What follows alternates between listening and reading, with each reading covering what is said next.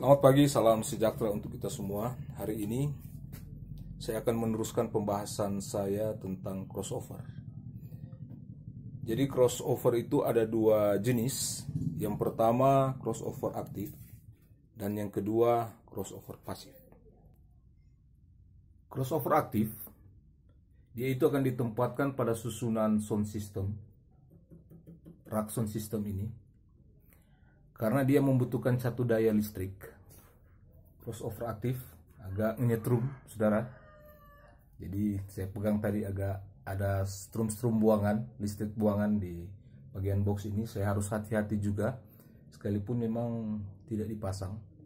Lanjut, jadi crossover aktif membutuhkan satu daya listrik dan dia mendorong suara yang diinputkan dari mixer ke crossover aktif untuk kemudian diumpankan ke speaker sesuai dengan frekuensi. Dan pada crossover aktif itu kita bisa mengatur frekuensi-frekuensi yang kita naikkan, yang kita turunkan, yang kita kuatkan, yang kita tambahkan sesuai dengan frekuensi-frekuensi pada crossover, misalnya 2W, 3W, 4W, dan itu akan efektif untuk memompa suara ke arah speaker.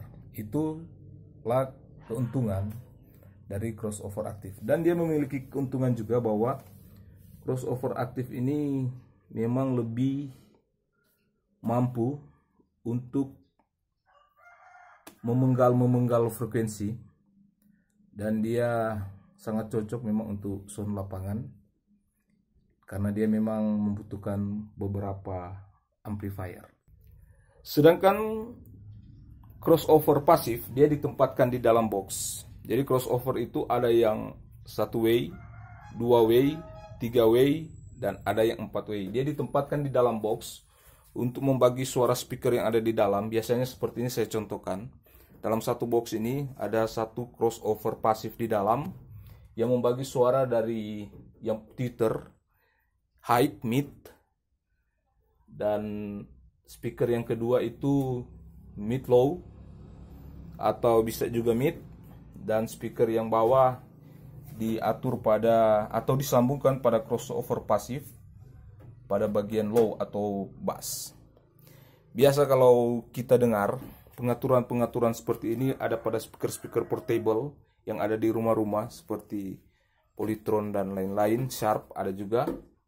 Tetapi untuk khusus kali ini ketika ditempatkan di dalam, maka dia secara real dia membagi suara walaupun tidak akurat memang, tetapi minimal dia bisa membantu. Keuntungan kita menggunakan crossover pasif dalam box adalah kita bisa membagi suara pada 2W, 3W, 4W tanpa harus kita menggunakan banyak power. Tetapi kekurangannya adalah crossover pasif ini dia bersifat resistor, jadi bersifat menghambat. Jadi dia pada suara high dia akan menghambat suara low.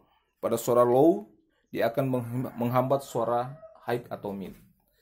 Jadi dengan kata lain bahwa suara yang diumpankan itu tidak mengalami peningkatan yang signifikan, tetapi justru dia mengalami penghambatan.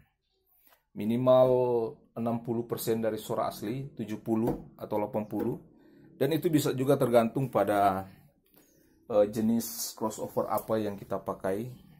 Seperti ada pepatah bilang ada harga, ada kualitas. Tergantung apa yang kita pakai. Dan untuk box-box yang seperti ini ketika kita menggunakan crossover pasif, dia bisa 1W saja khusus untuk bassnya.